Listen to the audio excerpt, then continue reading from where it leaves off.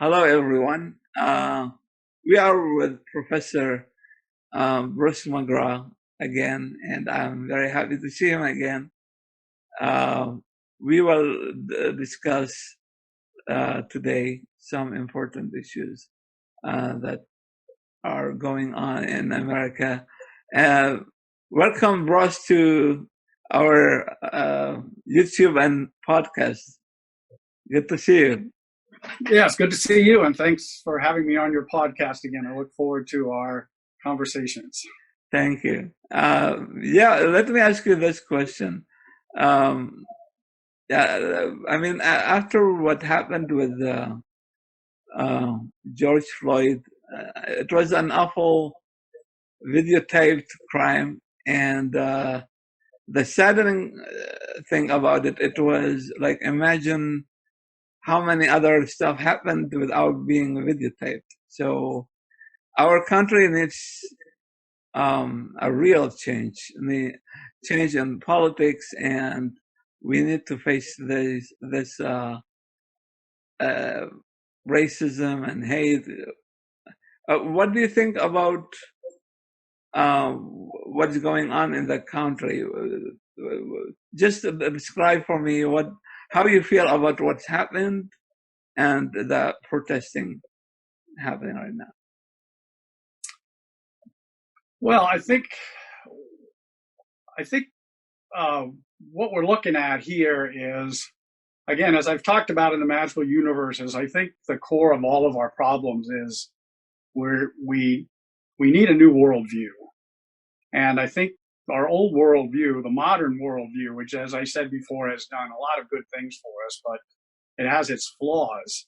And I think one of the flaws is this need that we continue to see ourselves as separate from other people, separate from the environment, separate from the creatures of the environment. We're isolated, we're alienated from everything. And ultimately, it all comes down to the fact that because we're alienated from ourselves, we don't know who we are.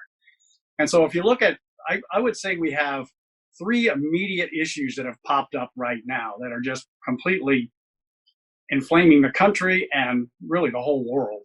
And the first one, obviously, is the pandemic.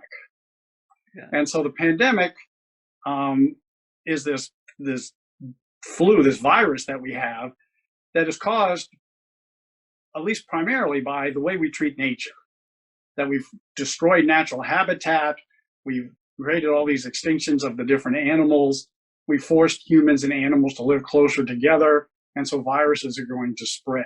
So it sort of shows how we're sort of detached from the environment.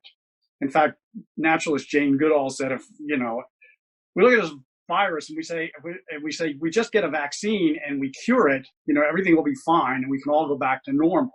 Well, that's not going to happen because we're so close to the animals. There's going to be virus after virus after virus. And according to naturalist Jane Goodall, if we don't change how we produce our food, it's going to lead to the end of humanity.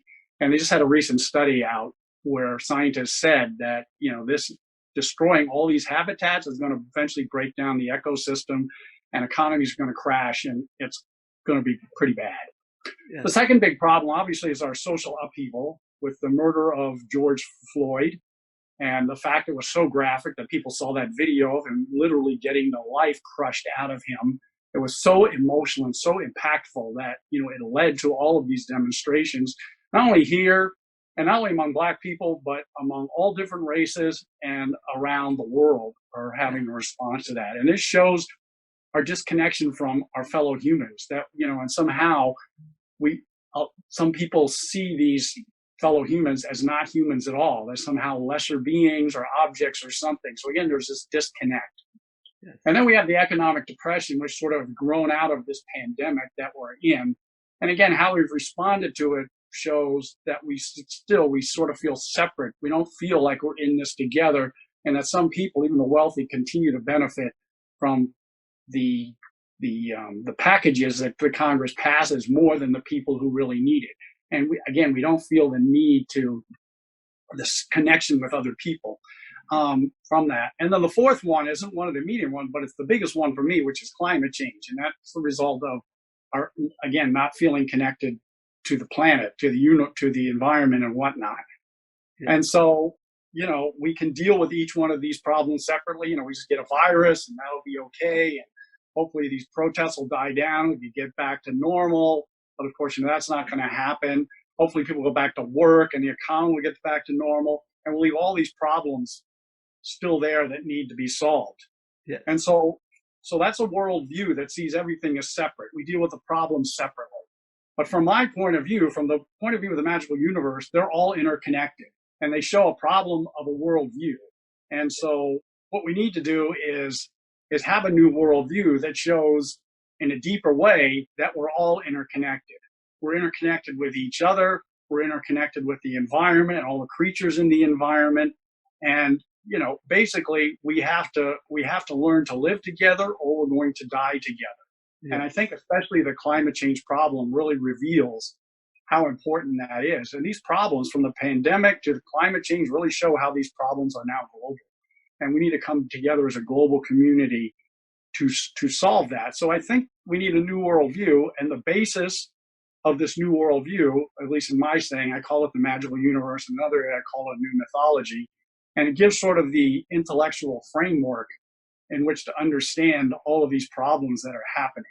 And so I really think we need a whole new, a global worldview to begin to look at these as all these problems are related to a deeper single cause, and we have to go to that deeper cause to solve these problems instead of just trying to pick them off one after the other, yeah. and they just keep popping back up in more virulent forms. Well, Professor, I mean, do you need to do what Pythagoras did? I mean, the famous Greek mathematician and philosopher. I mean, Pythagoras, Pythagoras. He did that. I mean, he was aware of the power of religion. So, in order to bring people to his way, he created his own religion and his own school. So, I mean, do you need to make this like religion in order to bring people to it? Because I know many people who rush more toward let's say stories and proverbs and like this poetic language instead of the language of philosophy or science. So what do you think about that issue? Well, I would, the term religion is kind of a loaded term, and as Socrates always say, you have to sort of define your terms. Okay. So if what you mean by, and I don't really like to use the word religion because of that, because usually you think of religion and you think of these set of principles and guidelines. Spirituality? Can we say spirituality? Yeah, I would say spirituality is a better term. It's more open-ended. Yeah. Because I believe ultimately, the great teachers of all the major religions were all basically saying the same things. Yeah. And they're all pointing in the same direction. And they may call that ultimate end different names, but it's the same ultimate end. But the problem is the followers who came after them didn't quite have that vision that they are understanding that they had. And from their own point of view, they understood it in the way they understood it. And, as after the great teachers like Jesus or Buddha die, then it gets narrowed down by the followers who just don't have the wisdom to understand the true teachings. And so they narrow it down, they make it sectarian. And again, we get separate. So it's like my religion, the people, the believers, and then there's the non-believers who are going to go to hell or something, and they're not right. Yeah. And some other religion has the same view, and they may even go to war over their differences. And so one of the things I talk about in the magical universe is part of the evolutionary stage, because we talk about the whole evolutionary process, the whole creation story from the Big Bang up to now. And the end part of that is human beings go through an evolution of stages of consciousness. Yeah. And so it's not like we're human beings and we're all at the same stage of consciousness. There are levels and stages of consciousness that get developed. And these, I didn't come up with these. These are has been going on. I think maybe we'll talk a little bit about Hegel or something later on. I mean, he talked a little bit about that. Marx talked about stages of history. But more modernly, I'm talking about people like Ken Wilber and Don Beck and Jean Gebser and Claire Graves, who have talked about these different levels that consciousness that humanity kind of goes through. And it's almost sort of like the levels of consciousness a baby goes through as it slowly develops into an adult. And so I think we go through these levels of consciousness, and we always see the world from that level of consciousness. And so the trick is to kind of move ourselves out of those levels of consciousness and to higher levels. And that happens when the stage of consciousness that we're in we start realizing there's flaws in it. And if we're willing to look at those flaws and take in new information and adjust our worldview, then we could potentially move up to the next stage. However, if we find new ideas coming in at our stage threatening and we shut down our minds, Yes. then, we become, I guess you would say, more totalitarian, more intolerant, more isolated, alienated from the world outside. So it sort of becomes me or my group in here and then everybody else out there. And so I think, what we're talking about is just getting up to these stages of consciousness, higher stages of consciousness where, we feel this connection to each other, to the universe, to the environment, to the earth.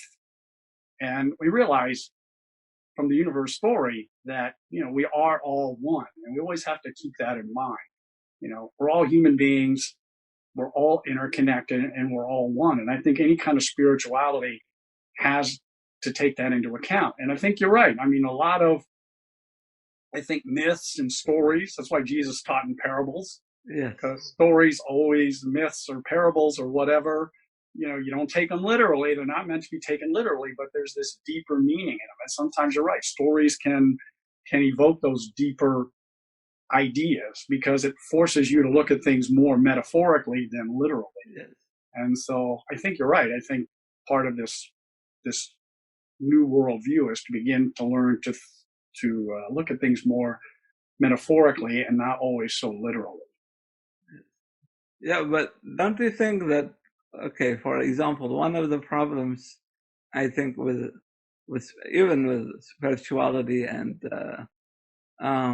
like what Pythagoras did, I mean, bringing people to some habits, eat this, don't eat that, just like building his own cult, and then he started using his mathematics and his philosophy. I have seen the same thing happen with Nietzsche, for example. Some people would use his philosophy to say that he wanted to emancipate the individual and give him freedom, whether others would say, no, he was just another racist, he caused the rise of Nazism and so on.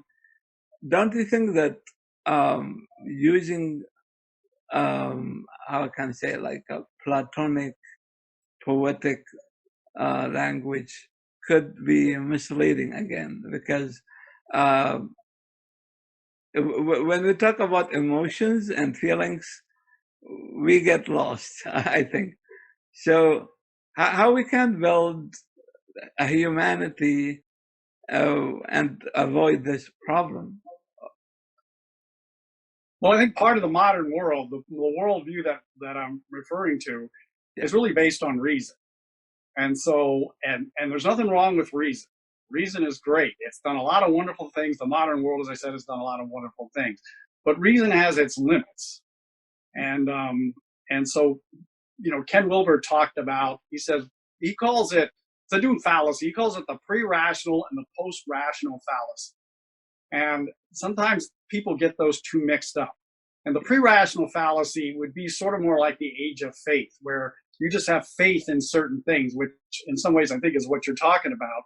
Yeah. And if you have faith, and then like I have faith in the Bible's creation story, but then science comes along and tells me, it's not true, and it gives me all this evidence that shows it's not true.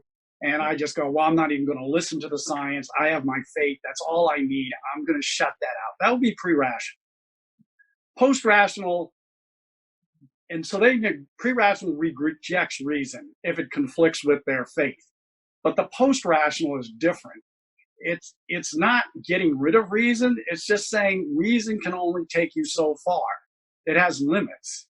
And so you take in all of the science, you use your reason. It still has a role to play. It's not like you just get rid of it like the pre-rationalists, but you realize reason has its limitations.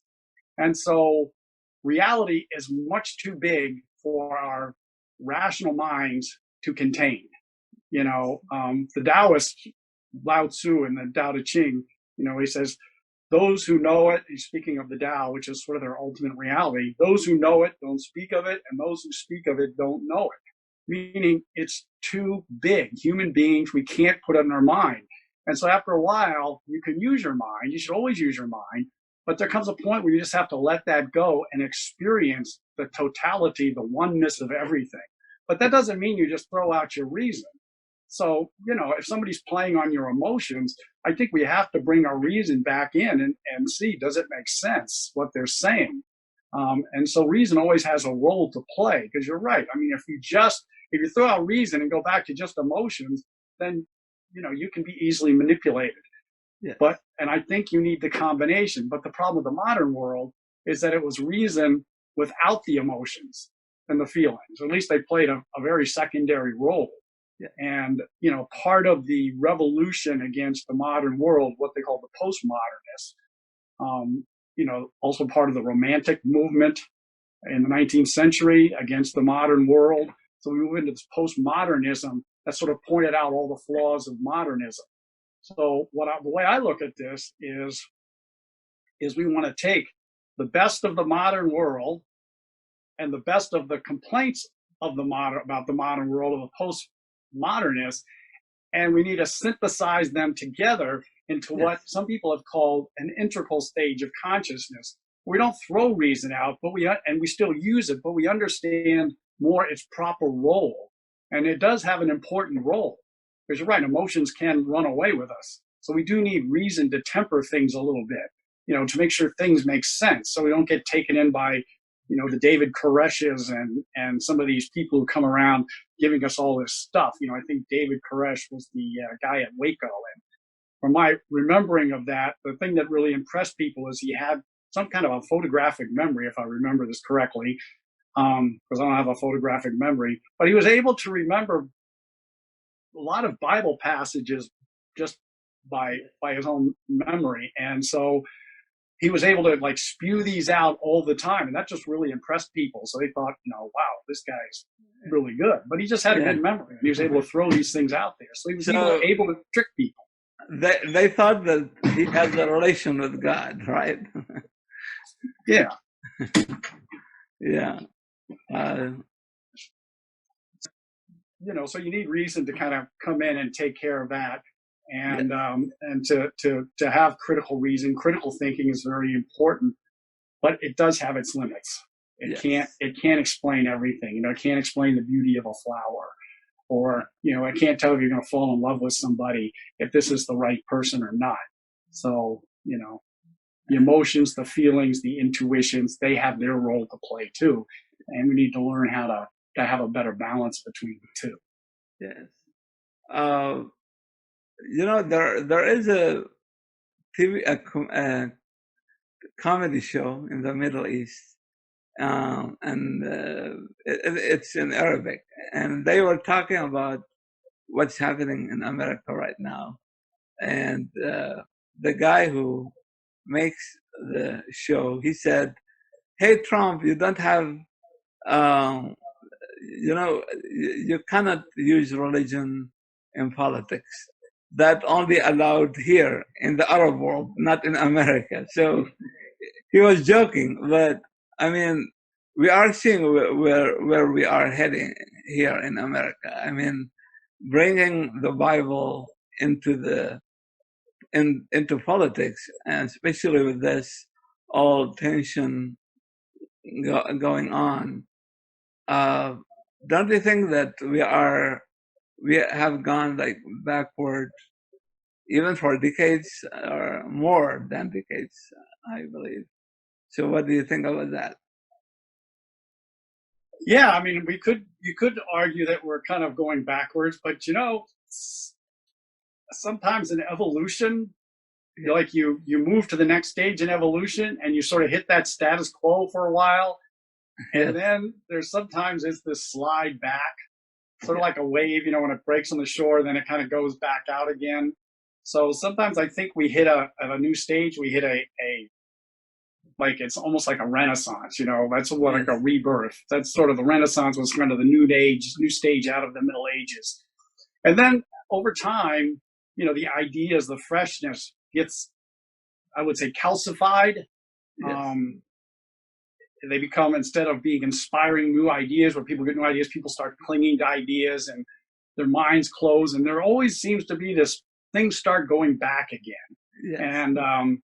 And then I think that in some cases, maybe that's what's needed to begin to see the real flaws of a certain order, certain worldview. And then it becomes so, as it falls back, it becomes so evident that this worldview is no longer tenable, that gives the impetus to then make a leap forward into a new worldview. Because Yes. now I just think it's becoming more and more plain that everybody can see the modern worldview that we have now just doesn't work anymore. And it's just becoming ever more clear, I think, out there. And you hear these protesters on the street talking about the need for a new moral revolution, that Yes. somehow, the way the police are treating the black people, and the way we're treating the environment, and the way police are treating other people, and the way the government, treats certain people and not other people, it whole thing needs a moral revolution, instead of, you know, kind of this kind of individuality that we have now. That's, I'm just worried about getting mine. I'm not so worried about you. Yes. Yeah, but But what do you think? Like, why these things don't happen much in other countries? So let's say, for example, in Canada or France or even Germany. I mean, these racist actions of police or other groups, they are more. We see them more here in America. So what's wrong with America specifically? I mean, that is one of the biggest questions I have, and I don't know if you have an answer for it here. well, I mean, in Europe, we did see, when the refugees were coming in, there seemed Yes, to be a lot of kind of racism and whatnot about letting immigrants in and whatnot. So I think, we did see it there. yes, I don't know what the racial breakdown of those countries, but I think the U.S. is unique in the fact we have such racial diversity in this country, and we're still dealing in some ways with these issues in a way maybe other countries don't. yeah, But I think, we're so ripe for a big change here, and you can really see it in the young people, because now if you look at these demonstrators, it's not just black people, it's people from all races and creeds and religions, and everybody looked at that episode and thought, not everybody, but the vast majority of people, thought it was terrible. And so I think, and you see the young people together of different races, they seem to be getting along better. They seem to naturally get along better. So in some ways, it's like they're already embodying the this new worldview, that we're all in this together, and it's a ground up grassroots movement that's garnering more and more support. And I think, so I think, even though it seems worse here right now, I think, we are planting the seeds for a big leap forward if we do this correctly. yeah, If they can channel that energy into kind of a political movement to begin to clear out what I would say is a lot of the dead wood that's holding on to old ideas, and we can open it up. And I think, if we look at just the response to the pandemic, I think just about every other advanced country is taking much better care of their citizens. They have monthly stipends that are getting sent out to people, whereas here they're not doing that. So they're making life very much more difficult. And, I don't know, America, I guess they had to put Trump in there to to wake up to this reality. You know, if we were a little smarter, maybe we wouldn't have to go through this. But even though he didn't win, he got in. At least he didn't win the popular vote. He got in, and so, you know, and now we just have to make sure we get him out in November. Yes. Yeah, very true. I mean, I consider him to be a dangerous fellow because just like General Mattis said yesterday, that Trump not even pretending to unite the American people, he actually trying to divide us. Yeah, I mean, that was a big thing to hear from someone who was working within the administration.